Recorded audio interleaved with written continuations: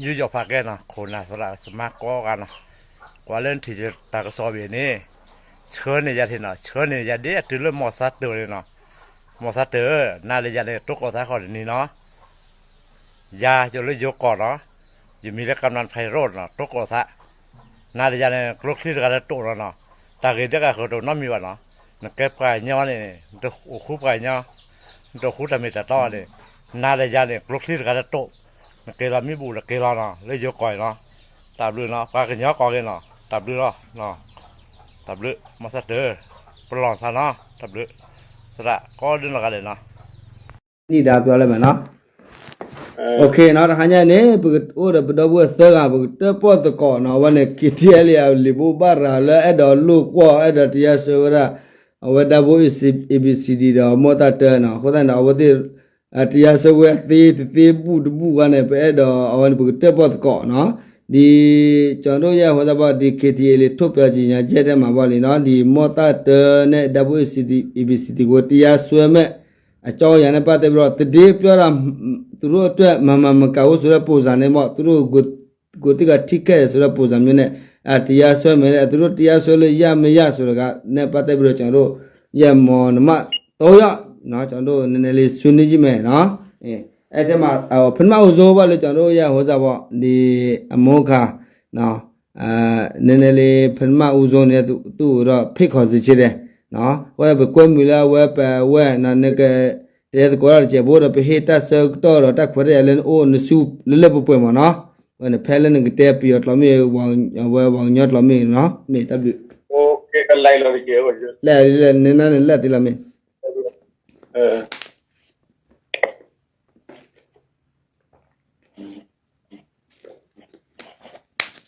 บ้าคาเอาไว้เนี่ยเนาะเล่ราไม่นี่ไว้ไม่ก็มีเตะอะไรปาดูปาทอว่าถ้าเราก็โพสต์ตะกุยนาดูไอ้ชั่วโมงเราเลยชั่วโมงพวกจะเล่ก็จะยาสวยกว่านี่เรียนว่าคีย์บอร์ดที่ยาวๆเราว่าเนี่ยว่าคีย์ดากูขาคีย์ดากูคีย์บอร์ดตัวบัวเลยအဲ့ဒါก็ที่ยาสวยที่แกเลยออร์คีย์บอร์ดအဲ့တော့တီးပဲชั่วโมงเราวิลเลียร์ถ้าว่าเตะเราดีก็หนาวอยู่มาให้ก็หนาวเตะขี้อะไรต้องมีก็มาว่าเป็นที่นอพาเอาไว้ที่เตะห้าวเอากันเลิกเลยมิวคุบหน้าว่าเตะเราไม่มีမေဝเอาไว้ที่เอาไปเตะก็เจอปากกับมาแล้วก็ดูเราไม่บ้าเตะดัวกุดบ้าดัวคิดบ้าမေแต่คนเราไม่เนี่ยมึงว่าเตะสวยหมดอาก็เตะเราไม่มึงว่าเตะสวยเตะแล้วมึงว่าสวยแบบเบอร์เนี่ยเดี๋ยวเตะเลยลูกพี่สวยได้ยาวมั้งเนาะအဲ့ဒါเตะเราจ้าเราမေโอเคအဲ့တက်ပြတယ်ပြောတော့ကျမဝဲကနပ်ပဲကျဘောလန်ဒန်တဲမကန်ว่าคุณอาสุสรว่าပြောတာဒီဒါဖို့ EVC ရဲ့နမတတဲ့အဲ့ဒီခတိအဲ့သူ့ပြန်ကျင်ညာရက်ပေါ့ဟိုတရားဆွဲမဲ့အရေးယူတယ်ဟိုတရားမကငါဆိုနေရ3ရက်လောက်ဆွဲလိုက်တရားနဲ့ဆွဲမလောက်ဘူးဒီငါ10ရက်လောက်ဆွဲတယ်အဲ့ကပြောနာပဲစောက်ယူစောက်ပေါ်တယ်ဘာမှလည်းနားမလဲသူများတရားသွားဆွဲမလဲဘာအမှုနဲ့ဆွဲမှာလဲဒီဆိုဘာမှုနဲ့ဆွဲမှာလဲဘာအကြောင်းအရာနဲ့ဆွဲမှာလဲဘာကြောင့်ဆွဲမှာလဲသူများပြောတာပါလဲပြောတာကျွန်တော်ဒါဒီတယ်လီဖုန်းရလာအမေရိကန်လာတယ်လီဖုန်းရပြည်နေမှာအဲ့ဒီဆပ်ပြစစ်ကိုလီစိတ်မှာဖန်ကန်ထိတယ်မှာ FBI เนาะပြည်တွင်းထောက်လိုက်ရဲဖန်လိုက်ရဲဝင်ခွင့်မရဘူးဘာကြောင့်ဝင်ခွင့်မရလဲသူကဒီအမေရိကန်မှာသူစစ်တပ်တွေလာဖွဲ့စည်းရတယ်เนาะပါသူစစ်တပ်ကအနည်းဆုံးတိုက်ယူမှုကနေရာထူးရကအများကြီးအမေရိကန်နိုင်ငံမှာစစ်တပ်နှစ်ခုသုံးခုမရှိဘူးစစ်တပ်တပဲရှိတယ်အမေရိကန်စစ်တပ်ပဲရှိတယ်တခြားဘယ်လူမျိုးစစ်တပ်မှမရှိဘူးပြောတော့ဟိုမှာစစ်ကိုကြောက်တယ်စစ်ကိုကြောက်လို့ဟိုမှာထွက်ပြေးလာတယ်လာပြီးခိုးလုံတယ်လာပြီးစစ်တပ်လာဖွဲ့တယ်ဒါပါတိတ်ပဲလေအဲ့ဒါအမှန်တရားနဲ့ရိုးသားသားဝေဖန်တော့ဘာမှပုတ်ခါရဆဲဆိုတာမရှိဘူးဟုတ်တယ်အဲ့ဒါအဲ့ဒီတရားဆွဲမလို့ဆွဲဖို့ကိုလန်တော့ဖြစ်နေပဲကိုဖေကိုလန်မဖြစ်တော့ဘောမဟုတ်လားအေးပေါ့โอเคโอเคနော်ကဲခဏတော့မွေးပါတော့ဝဲတကရတဲ့ပပလာတော့နော်ခေါ်တော့နေရရအဲ့တော့အဲ့တော့ကျေဖို့တော့နော်တပဲပကုနေကောင်းတယ်တရရတဲ့နေဝဲပကွာလီဘူဘာရာခါနေဖလာလာဝဲပတ်တဲတော့တာဆောတဲ့ပနဲ့ပတ်တူဝဲခီတီအလအလာကပေါ်တဲ့တာဆောနဲ့တမိတော်ပါတဲ့နော် đó này bữa bữa kia qua này lấy nhà ra gì chân nàng này bữa tết tôi có là mà đã bữa BCD này bữa tết tôi bên này ở bên tết ha gọi là bỏ mấy bạn à tết ta biết là tốt rồi giàu đó này nó tết bữa tết tôi có mà này lao ao hè và tu lùi bao cái nó kì bên nào hujin này bữa tết chín là này thì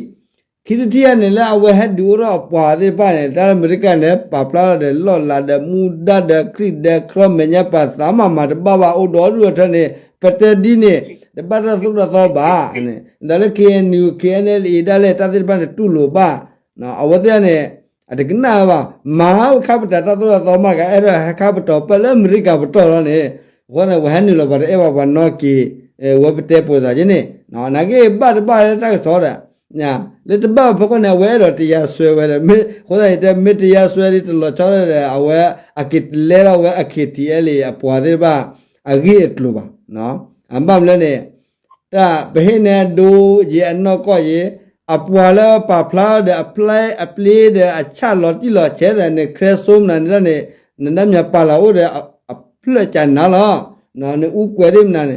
ra lo ra do le ba do KNU la po ne awati te ra de mit to khi ta pa na ni khi ni daw le ma pa sa ra ho ge le ta la na de ni khi ni daw le pa na le lo ka na ke ba kho da ne pe ho ge na basan arara mita to wa do du lo petiti ya swe ole pe ke hu ge ro da lo wa de ta pu lo ne no ki lo ba khu da ki ko ne wa ta ba do da thulo bo ba ra lo li lo kho ata ne wa I cha de ba da ba thulo li lo wa I lo da de ba thulo ra li lo wa te lo ta so la ba ka ma de we thulo ra li lo na I khe so ra ta ka ma le ta so le ba do na le wa KNU la po ta so la ku mu ma do du ba ya so no ba le khiti le sa mi do ra tu ke o le mu ko o le na right ya ba le tu ke u ri to ba la ti li wa ra wa le khiti ya so ya ne ko ne bete me era ti ya so ri lo ke we ne an ma da pe ti do du ba bla ba ba wa la khiti le ge to do du ko da ma ra de ba le to po te sa wa ne ba ba do du lo ame pa awatiya sori kevane pesiblu biara de na wan ma no pe kenyo de tinya ta ida lo de pakete le ro kile te ya yo ne choba cho pu za ji ne mo no ji ne ka a te le pi ro che bo lo che kona jono pyara di lo bo no di chon do di KTL ne pa te bi ro chon do ye media ma chon siga pyo de tha ba ro chon pyo da ha tu ro solo ji da ga tu ro ye go te kha o ti ke de da me chon do pya to ta kha cha ra mne chon do pyo de ha ne chon ne ABC ni yo pyo de siga na ba ti na ne ra mya America la de e bi ya lem kha ro pya mo thu de chon do e ta be cha la e ta be chon do lue da je wo chon do mo pyo wo duriya che na di America ma ba cha tu ro mya mo thu le tu ro phwe si lo sa mu de ya no di ya ubri na mi bu America ya ubri na mi bu America ya nanga ya ubri wo sa ji de na me sa ji wo so tu mya mo thu sia chaw si bu mo la pi la tu ro la phwe si ya lu mu ye phwe si po sa na mo bu de ke no di apwe do a ye do ya du ro ya ga ro ta ye ro ta ma ha ro po sa ne la phwe si da de ke o da wa KTL ye ta ma ha America ma ta ma to le nga gu ro chon do a lo myo ti ya a te se po le mo la e la da chon do ta ti da wo te be chon lu cha da da me tu ro ana wo do tho do myo ta ti de kha ja ro ma khan de kha ja ro chon do pya tiya swe me deအဲ့ဒါကြောင့်မင်းကကျွန်တော်ပြောတရားစွဲမယ်ဆိုကျွန်တော်ဆိုရင်ပို့တော့ဝါတာပေါ့နော် KTL နဲ့ပတ်သက်ပြီးတော့ဒါမှမဟုတ်နေတာများနဲ့ပတ်သက်ပြီးတော့သူတို့ချစ်တဲ့ခါကျတော့သူတို့ဥပဒေနဲ့မညီတဲ့ဟာဆိုရင်ကျွန်တော်အများကြီးပဲလှုပ်ဝက်ထားတယ်အများကြီးပဲပြောလို့မနေတဲ့တက်တည်ထောက်တာအများကြီးကျွန်တော်လှုပ်ဝက်ထားတယ်နော်ဥပဒေနဲ့မညီတဲ့ဟာဒါပေမဲ့တကယ်လို့မြတ်တာကျွန်တော်တို့တရားစွဲမယ်ဆိုတော့အဲ့ဒါကျေးဇူးတင်တာပေါ့နော်တရားရုံးမှာသူတို့ရဲ့ကျွန်တော်တို့သူတို့ကျွန်တော်တို့ချစ်တဲ့ခါကျတော့လှုပ်ဝက်ထားတဲ့အရာတွေကိုတရားဥပဒေမှာပွင့်လေးနဲ့နော်ပေါ်တီနဲ့အကလို့လာချလိုက်မှာပေါ့ဒါသူတို့ဖေကိုလာလို့ဖြစ်သွားလိမ့်မှာပေါ့မဟုတ်လားအဲ့ဒါသူတို့တွေကတော့ဆိုတော့အဲ့ဒါကျွန်တော်ဆိုပို့တော့မှကျေးဇူးတော့တည်ဦးမယ်ဒါပေမဲ့ကျွန်တော်ဆိုမပြောလို့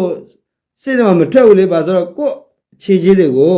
မဟုတ်လားမပြောဘူးဒါပေမဲ့တရားတော့ဆိုတော့ကဲသူ့လူထားပါတော့ကျွန်တော်ဆိုရင် KNU အဖွဲ့အစည်းမဟုတ်ဘူး ခင်နေကျွန်တော်ဘာပွင့်မှမချတာဘူးကိုပုတ်ကိုရ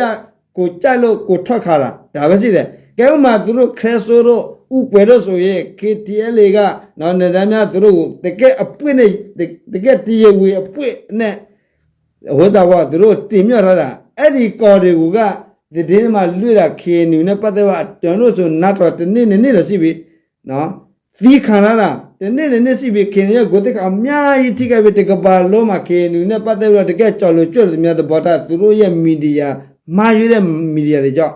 သူတို့ရဲ့လေလွှတ်သွားဖို့လေလွှတ်ဟာကြောင့်ကျွန်တော်အဲ့ဒါကိုကျွန်တော်အခုမှစတာကိုသူတို့ကနာပြတာအနာပေါ်တို့ထိုးတယ်မျိုးနော်အဲ့ဒါသူတို့လွှတ်ရတဲ့အမားနဲ့အများကြီးပဲခေနူ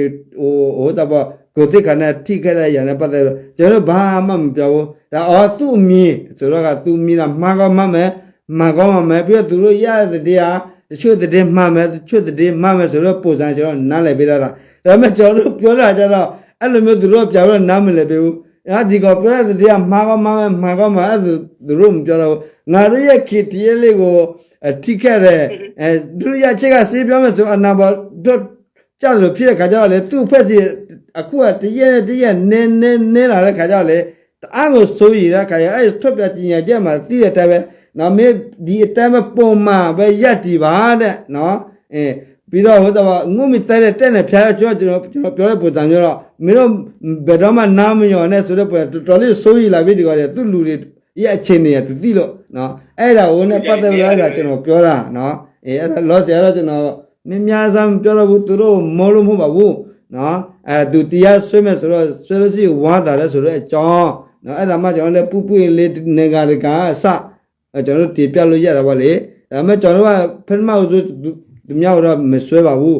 သူ့မြေကိုမြေဆိုတော့ကနားလည်းပေးတယ်ဒါပေမဲ့သူတို့တရားဆွေးလို့ရှိတော့ဝါတာလဲကြိုးဆိုတယ်ဆိုတော့အကြောင်းပါလေလောဆရာအဲ့လိုပဲကျွန်တော်ပြောချင်တယ်ကဲဒုတရအနေနဲ့ဒီအမတော်ဂျိုအနေနဲ့ကျွန်တော်တို့ဟိုနည်းနည်းလေးအကြံပေးစီချင်တယ်ပါလေကျွန်တော်တို့အမတော်ဂျိုကြတော့တရားတစ်ဖက်အမွန်စကားမဖြစ်စေချင်ဘူးသူကြတော့ဟိုတော့ပါလေအကြံပေးစီချင်တာစေတနာနဲ့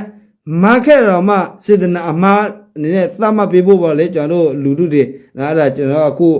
ဒေါ်ချိုအချင်းအခွင့်အရေးပဲဖြစ်အခြေပြအားလို့ကျွန်တော်အားလိုက်တယ်ဒါဒေါ်ချိုကိုအဒီယန်နဲ့ကိုပြောလို့ရပြီပေါ့လေနော်ကျေးဇူးတင်တယ်ဒါပဲနော်မနော်โอเคမင်္ဂလာပါဆူလာဆိုင်မင်္ဂလာပါโอเคဟာမလို့အဖလောနော်အဖလောဝီလို့ရှိရင်ဘာသာကမနေပြောမှာကျလေဟာကလေဟာမလို့လေဖလောနဲ့အကျလေဟာကတော့ကဲတာတနာရနဲ့ပါရပြဒနာနော်ဟဲ့ဒီလက်ခေါ်တယ်မှာမစရနဲ့လေကောလက်ခေါ်ဒီမှာဖလောဘူးဆောင်ဘူးဆိုတော့လေကောလက်ခေါ်မှာဖလောဘူးဆောင်ဘူးဆိုတော့နဲ့လေကောလက်ခေါ်ဒီမှာဟာကောင်တော့ဒီလေကောလက်ခေါ်မှာပုံစံရတာအခမ်းလာလကအားကျရနဲ့စိတ်နဲ့ဒီမှာစကားပြောနော်တရားတာဘယ်လိုမို့တော့မဲအဒီထတိုက်ခိုင်းတာဘဟာကေအလူတွေများအနိုင်ပုံလပေါ့မဲအနိုင်နေနေပေါ့ကျွန်တော်မမဲမဲအကေအန်ယူဒီပုံနေဒီပြီးကျွန်တော်မမဲရနဲ့မလဲဘူကနေကကျွန်တော်ဒါတီတူတွေကအတန်ရနော်ဘူကနေကလို့ကျွန်တော်အဒီမပုံနေတရားဆွဲတော့အနော်တူရောအဒီတဘောလို့ဒီတဘောတဲ့ကတော့မရတဘောရလကနော်လာခေါ်လာကရနော်လေတူတဲ့အဒီလောမြအဒီလောကကိုမြအဒီချူဒီကြိုင်မြရနဲ့လက်ကကေအန်ယူပုံနေလက်ခမလာကိုဒီချစ်တော်ချက်လာဒီအော်နော်ပွင့်မြအဒီချစ်တော်ဟောမဒီခယူမဲဒါလကမို့ကေအန်လေးဆိုလို့ရှိရင်ခမလာတော်လကမို့နော်ခေချစ်တော်ပြီးတော့လက်ဟကေဒီဇိုင်းမမချစ်တော်ဟိုချပြတယ်ခက်တဲ့တော်လာဒီမွေးရခက်တဲ့တော်လာဒီမွေးရနော်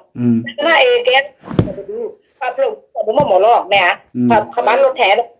လဘာပဒီလေအဝေးမှလို့ဝေးမှနေရတာလို့မဲခပြန်ဒီလကရပတဲ့နေမစဲနဲ့မဲအခုပြီးတယ်လို့လဘာဒီချွနာတာလို့ပြီးတယ်လို့လဘာဒီချွနာကနဒီအေးဟိုနဒီဝေးမှတောက်တာလို့မဲဒီခက်လာကနော်ဝေးမှတောက်တာပိုင်ဝင်ရှိတယ်လေမဲဟောဝေးမှတာလို့အမစဲဘူးလေဒါတွေကိုတစ်သက်စလုံးနားပြီးကျင်တဲ့ပုံစံနော်အခုတို့ကျွန်တော်ပြောမယ်မင်္ဂလာပါအားလုံးပဲเนาะတချို့လို့ရှင်ဟိုကရင်တကားတချို့ပြောမယ်เนาะဗမာတကားတချို့ပြောမှာမဟုတ်အခုဖြစ်တဲ့ပြဿနာเนาะပြဿနာเนาะအဲ့ဒီစာတော့တန်တော့ဖတ်မတဘူးအဲ့ဒီကရင်စာတန်တော့ဖတ်မတဗမာစာတွေကကျွန်မ တော့အနေနဲ့ပါဖတ်တတ်တယ်ပေါ့နော်အခုအဲ့ဒီစာတော့ဒီနေ့တော့သူများတွေပြောတယ်ဒါတော့ဘာစာလဲဆိုတော့ကိုလူကတင်တယ်ဒီလူကတင်တယ်တို့အဖွဲ့ရည်တင်တယ်ပေါ့နော်ဘာစာလဲဆိုတော့ကျမတို့ကအခုဒီလာပြောပြမယ်ဒါတော့သိတယ်အော်တို့ပုစာဒီလိုဒါမဲ့အဲ့ဒီကရင်စာဆိုတော့ကျမဒါတော့မတင်ခဲ့ရဘူးလေအခုသူစင်ပြပြတာဒါတော့ကျေးဇူးအရင်တင်တယ်အခုဒါတော့ပြောစစ်ချင်တာကအခုဖြစ်လာလဲပြဿနာနော်တော်လိုက်ပြဿနာစီအာနာစင်တော်နဲ့ပြဿနာဟုတ်လားငါတို့ရဲ့NU ကိုတို့ပြန်လာတိုက်ခိုက်တယ်တို့ပြောခဲ့တယ်ဆဲဆိုခဲ့တယ်မကောင်းဆိုးပွားနေဟိုပက်ပက်ဆက်ဆက်ပြောခဲ့တာနှစ်ကျော်လာခဲ့ပြီနော်တယောက်မကောင်းအောက်လုံးမှာနော်လေလိုင်းထဲမှာတို့တွေလာတိုက်ခိုက်ခဲ့တယ်ကျမတို့ဘက်ကကို NU ဘက်ကကိုထောက်ခံပြီးတော့ပြန်ပြောတာပြန်ဆဲတာပြန်ပြီးတိုက်ခိုက်တာဆိုတာတခါမှမရှိခဲ့ဘူးဒါအခုတလောမှပဲနော်အခုတို့ပြန်ပြီးတော့ငါတို့ NU ကိုပြန်ထောက်ခံတဲ့အချိန်မှာလဲနော်ကျမတို့ကတည်းတိကျကျလစ်လာခဲ့တယ်တိကျကျလစ်လာခဲ့တယ် KNU သွားတဲ့မူလန်းစင်ကမှန်သလားမှားသလား KNLA သွားတဲ့မူလန်းစင်ကမှန်သလားမှားသလားနော်ဘာကြောင့်ဒီလောက်တဲ့လူတွေပုတ်ခတ်တာလူတွေဆဲတာဘာကြောင့်ငါတို့ရဲ့ KNU ကသူ့ရဲ့သားသမီးတွေကိုအမိတ်စာမထုတ်တာလဲတရားမစွဆွဲတာလဲဒါတကယ်တန်ဖိုးရှိတဲ့မိခင်နော်သားသမီးတိုင်းမှာသူချစ်တယ်ဒါဒီလိုလည်းတို့တဲ့ဒါလေးကိုနားလည်စေချင်တယ်နော်အခုပြောခဲ့လို့မျိုးပေါ့နော်တို့ချို့ပြောလိုက်မယ်ဆိုလို့ရှိရင်နေရာတိုင်းမှာဒါမဲ့မြို့တဲ့တောက်တဲ့နေရာတော့မပေါ့ကျမတို့ရဲ့မိခင် KNU နေရာတိုင်းမှာပြည်သူနေရာတွေပဲပြည်သူအားလုံးမှာပိုင်ဆိုင်ခွင့်ရှိတယ်ပြည်သူဆိုတာKNU ဆိုတာပြည်သူ KNLA ဆိုတာပြည်သူတော့ပဲဒါ KNU ကိုပြန်ပြီးတိုက်ခိုက်မယ်ဆိုလို့ရှိရင်ပြည်သူတက်ခတ်နေတဲ့တူပဲ KNLA ပြန်ပြီးဆိုလို့ရှိရင်ဒါငါတို့ရဲ့ပြည်သူပြင်တမျိုးသားလုံးရဲ့ပြည်သူတမတော်ပြန်ပြီးတော့စော်ကားတာနဲ့တူပဲအခုတို့ပြန်တီထောင်ခဲ့တဲ့ဒီKTLA လဲပေါ့နော်တို့ချို့တို့နဲ့အရင်လေးစားခဲ့တယ်တကယ်စစ်အာဏာရှင်တက်ဒါတို့ချို့အရင်တည်းစကားပြောတာနော်ဘယ်သူမှပုတ်ကတာမပြောနော်ကျမအရင်ကိုဦးစားပေးတယ်အရင်ကိုမျက်နှိုးတယ်အရင်ကိုလေးစားတယ်ဆက်ဆချင်းတော့နော်နောက်ပြီးတော့သူကစစ်အာဏာရှင်ကိုတုံးလိုက်မယ်ဆိုတော့တို့ချို့တို့ကဦးစားပေးတယ်ထောက်ပံ့တဲ့ကူညီဘူးတဲ့အခုကအာဏာရှင်မတော်လာပဲနဲ့ဘာဖြစ်လို့ကိုယ့်ရဲ့မိခင် KNU ကိုယ့်ရဲ့ KNLA ကိုယ့်ရဲ့အချင်းချင်းဒီလေလိုင်းထဲမှာလောက်တဲ့အာဏာရှင်တော်လိုင်းတဲ့လူချင်းချင်းပြန်လာတိုက်ကြတာအဲ့ဒါတော့ကျမတို့ကအဲ့ဒါမလက်ခံနိုင်အဲ့ဒါပဲသူတို့ရမုန်းလားဆိုမမုန်းဘူးနော်အခုပြောလိုက်တဲ့ဒီ KTLA ကဦးစီးဦးဆိုမောင်းစားလေတို့ချို့မုန်းလားဆိုမမုန်းဘူးလိုင်းထဲမှာပြောတဲ့လူဆိုတာမုန်းတော့မမုန်းဘူးကိုမားမယ်ဆိုလို့ရှိရင်ကိုပြန်ပြင်လိုက်အခုဘယ်လိုပြောတာဟုတ်တို့ချို့ကအပူတို့ဘက်ကရက်တိကမဟုတ်ဘူးကိုဘက်ကလည်းရက်တိတာမဟုတ်ဒါကအဖေတို့ကဝေဖန်တာပဲခေါင်းဆောင်ပဲဘူးပက်ပက်ဆဲဆဲတို့ဆဲမဆဲဘူးနော်ပက်ပက်ဆဲဆဲကိုမဆဲအဖေတို့ကအခုပြောတာကိုတလတော့မရှိသေးဘူးနော်ဒါတော့ထင်မယ်ဆိုလို့ရှိရင်နော်KNU ပြန်ပြီးတို့ပြန်ပြီးချပြန်တို့ကတို့ဆဲကိုရဲ့မိခင်ရဲ့ KNU ကိုလာပြီးတော့ပုတ်ခတာဆဲတာလွန်လုံးလို့အဖေတို့ကပြန်ပြောတယ်တို့ချို့တို့ကလည်းအတိတ်ကတတ်နိုင်ဘက်ကဟိုပြန်ပြီးထောက်ပြပေးတယ်ပြည်သူတွေကယုံသွားတော့အခုကလေလိုင်းပါလေလိုင်းဆိုလို့ရှိရင်လိုင်းဖုန်းဆက်လိုက်လို့ထောက်နဲ့တိတ်နဲ့ကြည့်တယ်ဒီပြန်ချဲဆိုလို့ရှိရင်ငါတို့မိခင် KNU ပဲဟိုလောက်တာမှန်တယ်ကမန်းလေးကတို့တွေဝေဖန်တာလိုင်းထဲမှာပဲပြီးတော့ line ထဲမှာပဲလူတွေကထင်ကြတယ်အခုကျမတို့ပြောမယ်ဆိုလို့ရှိရင်ရှင်းပဲပြောမယ်ဆိုလို့ရှိရင်အခုတွေတို့ကတီထောင်လိုက်တဲ့တို့အဖွဲ့ဆိုလို့ရှိရင်စစ်အာဏာရှင်တော်လာမယ်ဆိုလို့ရှိရင်တော်လာကျမတို့ဦးစားပေးတယ်ထောက်ပံ့တယ်ကုညီတယ်တတ်နိုင်တယ်ကုညီတယ်ငွေငင်အားကုညီလို့မနိုင်တိတာအောင်စိတ်ပိုင်ရင်အားနဲ့တို့ကဟိုဦးစားပေးတယ်အားပေးတယ်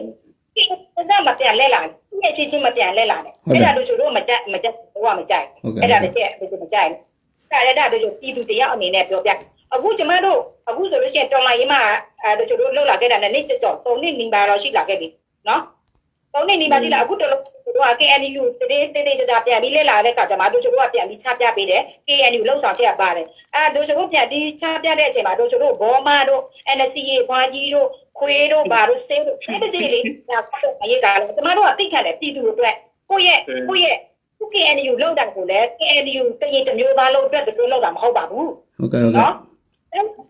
လုပ်ပေးနေတာတို့သိတယ်တို့က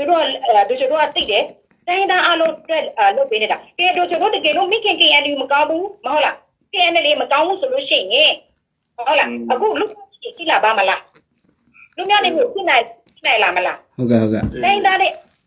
ประตูเล็กกันเลยได้เดี๋ยวดูชุดนู้นจะบินไปที่ไหนนะน้องดูชุดดีไลน์ละมาเซฟเดี๋ยวเราเชื่อเดี๋ยวไลน์แม่นี่เลยได้ดูชุดเดี๋ยวไม่รู้ดูชุดไลน์มาเกาเกลูไลน์มาเกานะลาใต้ไข่ดีเลยแต่ดูดีอะบาลาใต้ไข่เดี๋ยวสุรุชิเนาะโอ้บาเจ้าดีเล่นในไก่ไก่บาเล่นในไก่เดี๋ยวบาเจ้ามาใต้เดี๋ยวเลยบาลูนี่เดี๋ยวเลยนอกไปแล้วดิอันนี้จีเล่เอาเอาMOD เดี๋ยวบาลูนี่เดี๋ยวเลยบาลูนี่เดี๋ยวเลยဒါကတော့ဒါလက်နဲ့ကြိုင်သမားကြီးတွေအလို့ဒါကျမတို့ရဲ့အလို့မဟုတ်ဘူးကျမတို့အလို့ကထောက်ပံ့ပေးရဒါလက်နဲ့ကြိုင်လို့ဒါနဲ့ဟုတ်လားသူတို့တွေကဘာကြောင့်ဆိုလို့ရှိရင်အကြောင်းအရာရှိလို့သူတို့မတိုက်တာဟုတ်လားဒီလူတွေကရောဘယ်လိုရှိသူတို့သိကြလို့သူတို့ဘယ်လိုတိုက်ရမလဲဒီလူတွေဘယ်လိုတိုက်ရမလဲဒါတွေကပေါ် online မှာတက်လာစီလုံးကြီးညွှန်းမလို့ပြောရမယ်အခုတို့ဆိုတော့ပြောလိုက်မယ်တော့ရှင်သူတို့တွေတိုက်ခိုက်လာKNU မကောင်းတာပြော KNU မကောင်းတာလို့ပြောတာတဲ့အချိန်မှာပြောလာခဲ့တာအခုချိန်ထိအခုတို့ချို့တော့တမဟာဒိုင်းမှာຫນွေဦးအထိနော်သူလေးထိနော်တို့ချို့တော့အခုလတိုင်းပဲရေးခဲ့တယ်အရင်တော့ဆိုတို့ချို့တော့ရ200ရောင်းပေးလို့ရတယ်နော်ဒါတမဟာဒိုင်းမှာတော်လာရင်းနော်ရန်ပုံငွေတိုင်းဝင်သားအားလုံးအတွက်နော်ဒီတို့ကရင်တဲ့မဟုတ်ဘူးအခုလာဖို့ပြောလဲတိုင်းရသားတွေအားလုံးစီတေးဆောင်အတွက်နော်အားလုံးကိုຫນွေဦးဒီကိုသူလေးထိထုတ်တာခဲ့တယ်ဟုတ်ကဲ့အခုတို့ချို့တော့ဒီလဆိုယူအခုလတို့တိုက်ခိုက်လာများလို့တော့တို့ KNU တိုက်ခိုက်လာများတော့အခုတရတော့ရောင်းမကောင်းဘူးအခုအဆောင်30တို့အခုတို့ချို့စီမှာတော့တော်လာရင်ရင်လာလို့ဆိုမလာဘူးတိုက်ခိုက်တာတို့တွေတော်လာရင်လို့တာဘာတော်လာရင်လဲအဲ့ဒါတို့ချို့သိချင်တယ်ဘာတော်လာရင်လို့နေတာလေအချင်းလာပြန်တော်လာတာတော်လာရင်လား KNU လာပြန်ပြီးတော်လာရင်လား KNL လာပြန်ပြီးတော်လာတာအဲ့ဒါတော်လာရေးလားတို့တော်လာရေးဘာတော်လာရေးလဲတို့ဆိုတော့သိချင်တယ်ဒါပေမဲ့တို့တကယ်စစ်အားတော်လာမယ်ဆိုတို့အားပေးတဲ့ဒါတို့ဆိုရင်ရတာရေမင်းနာမည်ထိုင်းလို့ခေါ်လို့မရဘူးနော်ဟုတ်ပါ bro ဟုတ်ကဲ့ဘာလဲသူချင်းနဲ့ထိုင်းနာမည်တရားလာပြီးစကားပြောချင်တယ်ဝင်စကားပြောချင်တယ်ကျွန်တော်ခေါ်လို့မရတော့ထိုင်းစာလုံးတော့ခေါ်မရပဲထိုင်းစာလုံးအပူတို့ကပြောခဲ့လို့လားဟောနားလဲတယ်လောက်တာဒီမကောင်းတာအများကြီးသူတို့သိတယ်သူပြောတယ်နော်သူတို့လောက်တာကိုနော်တရားဥပဒေနဲ့ဟိုမညီညွတ်နဲ့အများကြီးအလုပ်တယ်ဆိုတာအပူပြောလို့ဒါမှသိတယ်တော့အဲ့ဒါတာတော့အပူတို့ကဘာဖြစ်လဲဆိုလို့ရှိရင်ကိုသိတယ်ဆိုတော့ကိုတိုင်းရင်းသားတူတူပဲမဟုတ်လားတော်လိုက်မယ်ဆိုလို့အပူတို့ကဖုံးခွေတာမပြောဘူးဘာဖြစ်လဲဆိုလို့ရှိရင်လူမျိုးတူတူပဲကြားလို့မပြောတာအခုတကယ်လို့တို့တရားသိမအပူကပြောလို့ဆွဲလဲဆိုလို့ရှိရင်အကနှစ်ထောက်ဖော်ရတော့မလေးဘူးရဲ့ဖော်ရတော့မယ်အဲ့ဒါဖော်ရတော့မယ်တကယ်လို့ဆွဲတော့အပူတော့ပြောတယ်မဖော်ဘူးဘာလို့မဖော်လဲငါတို့လူမျိုးတူတူပဲဟုတ်ကဲ့ငါတို့တိုင်းသားတူတူပဲတနိုင်ငံပဲလာနေကြတဲ့နားလည်မှုနဲ့ကြည့်ကြတယ်အခုနားလည်မှုနဲ့လုံးကြတယ်ဟုတ်လားနားလည်မှုနဲ့လုံးကြတယ်ဘာလို့လုံးကြလဲဆိုလို့ရှိရင်ဟိုနိုင်ငံချစ်လို့အာနာစင်ကြောက်စိုးစေချင်လို့အခုကတို့တွေကတို့အထောက်တို့တကယ်လို့တို့ဘာလုပ်လဲတို့သိတယ်လေဒါတော့မသိရတဲ့အပူတို့ဟုတ်လားအဲ့ဒါတို့အဲ့လိုမျိုးဆွဲမယ်ဆိုလို့ရှိရင်ဆွဲပေါ့အပူပြောလို့မျိုးမဟုတ်လားဒါတော့အဲ့လိုမျိုးစီဘူးတရားနဲ့တရားစီလုံးညညညမှုဘာဖွဲ့ပဲစီပဲတီတာသူမိခင်ရဲ့ KNU KNA လမ်းစီမှာပဲတွားရမယ်အခု NUG NUG တော့ကလည်းဒီ MOD တို့လည်း KNU NLA နဲ့လက်အောက်မှာလည်းတူပဲသွားကြတာဘာဖြစ်လို့လဲခင်ဗျားညီပြီးဖို့ပဲသွားကြတယ်အဲ့ဒါကျွန်တော်တမင်းပဲကြားပြတမင်းပဲတော့ပြအမဆက်ပြဟောတာပေါ့ခုနကျွန်တော်ပြောသလိုပေါ့လေနော်ကျွန်တော်ကြတော့သူတို့ချစ်ပါတယ်ဆိုတော့ဒီကဟောတာပေါ့တရားရိုးတိကျွန်တော်သူတို့မစွန်းတမင်းတော့ကျွန်တော်ကတော့ဟောတာပေါ့ကျွန်တော်လှုပ်ဝဲတဲ့အထောက်ကျွန်တော်မဖော်ပါဘူးကျွန်တော်မဖော်စရာအကြောင်းမရှိဘူးတကယ်လို့မြတ်သူတို့ကဆွဲပြီးဆိုတော့မှကျွန်တော်ဖော်မှာအခုကကျွန်တော်လှုပ်ဝဲထားတဲ့အများကြီးပဲဆိုတော့ကျွန်တော်မဖော်ဘူးအခုမဖော်ဘူးကျွန်တော်လှုပ်ဝဲထားမှာပဲဘာဖြစ်ဆိုတော့ကိုယ့်ခြေကြီးထိခိုက်မှတော့ကျွန်တော်မပြောပါဘူးနော်ဒါမဲ့တကယ်လို့မြတ်သူတို့ကနော်ဆွဲမယ်ဆိုတော့သေချာပဲအဲ့တော့သူကိုဖော်ပဲโอเคဒါမဲ့လောစမဖော်ဘူးနော်မဖော်ဘူးအဲ့ဒါပဲအမဆက်ပြောနော်โอเคခုနတော့ပြောလို့မျိုးပေါ့နော်ဟေးဒါတော့ဘာမသိလေတော့ပြောတယ်ဘာကြောင့်လဲငါတို့ KNU ကဒီလောက်ထိလူတွေဆဲကြတာဒီလောက်ထိလူတွေမကောင်းတာပြောတာနော်ဝေဖန်လို့မဆဲနဲ့လေငါတို့ခေါင်းဆောင်တွေငါတို့ခေါင်းဆောင်တိုင်းမှာဝေဖန်လို့ရတယ်ဆဲလို့မရဘူးငါတို့ကဝေဖန်လို့ရတယ်ပြည်သူမှာဝေဖန်လို့ရတယ်အခုတို့ကျလို့မှလည်းဝေဖန်လို့ရတယ်ခေါင်းဆောင်မကောင်းပဲခေါင်းဆောင်မဝေဖန်လို့ရတယ်ဒါပေမဲ့ငါတို့ဆဲလို့ရမှာဒီလိုမျိုးမင်းအောင်လာလူပြောမှငါတို့ဆဲလို့ရတယ်ငါတို့ကတည်းကခေါင်းဆောင်တွေဘူးဝေဖန်လို့ရတယ်အခုဝေဖန်လို့ရတယ် မေးတာဟာလားဘာဖြစ်လို့ငါတို့မိခင်ကေအန်ယူကစာမထောက်တာလဲအမိုက်မထောက်တာလဲတရားစွဲဖို့မလုပ်တာလဲအခုသိတယ်ဟာလားအခုအပူတာတော့ပြန်သိတယ်ငါတို့ရဲ့မိခင်ကေအန်ယူကတေချာမတေတရားပေါ်စောက်တယ်မတေချာတေတရားပေါ်ပါမတော်မှမစောက်ဘူးအဲ့ဒါငါတို့မိခင်ရဲ့ KN အားလုံးရဲ့ KNU နော်ဒါပြည်သူအားလုံးရဲ့ KNU ဒါပြည်သူပဲဒါပြည်သူအားလုံးသိစေချင်သူပြောစေချင်တာဒါပဲဘယ်တော့တို့မကြတာမဟုတ်စပ်နေတယ်လေးစားတယ်တရားနဲ့တရားရံပြအောင်ဝေဖန်ကြနဲ့မကန့်ကြနဲ့ငါတို့ပါတိုင်းတူတူပဲသွားကြမယ်အားလုံးလေးစားတယ်ပြောမှစီခွန်းတော့ပြပါကျေးဇူးတင်ပါတယ်โอเคကျေးဇူးပဲနော်အဲ့ဒီဆိုတော့ကျွန်တော်တို့နော်အခုနောက်ဆိုပါလေနောက်ဆိုတော့ကျွန်တော်တို့ညီကိုကျစကားကျွန်တော်ဆက်သွားမယ်ဆိုတော့ကကျွန်တော်အခုနော်ဆောင်းမန်တက်ခက်လဲကိုကျွန်တော်တို့ရဲ့ညီကိုကျစကားအကီလိုပဲပြောပြပေါ့သူကတော့နော်ဒါကီလိုပဲပြောသူကကီလိုတော်တော်များသူစကားကြိုက်ရတယ်ကွာထောက်ခါကြတယ်ဆိုတော့အဲ့ဒါသူဒီမှာဟောတာပါညီကိုကျစကားပြောစီတယ်သူအလောဆယ်အချိန်အကုန်လုံး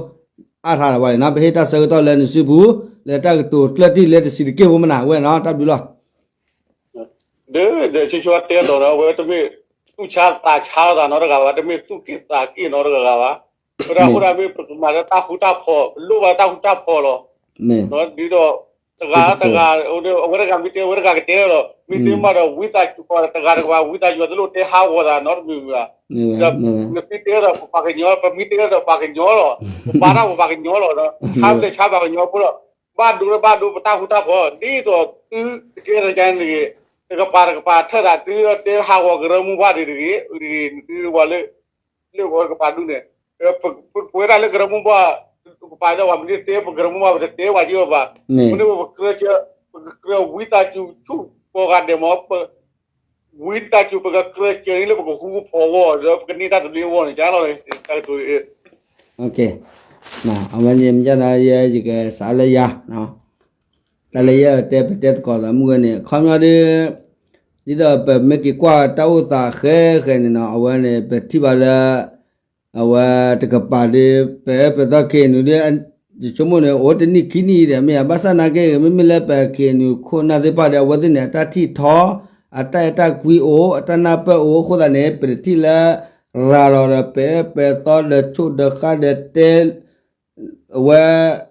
to uam mà nó mà để ta tụi lên này về kia nữa cái đó là ở anh về phía sinh nhà mình bỏ lết té ra đó này ở ta quý ta chụp mình uam này mình bỏ xe ra là từ là xe gì mà ní đấy đi à mình mà là bể là mình uống mà là về khi là ta cứ là thở ra tụi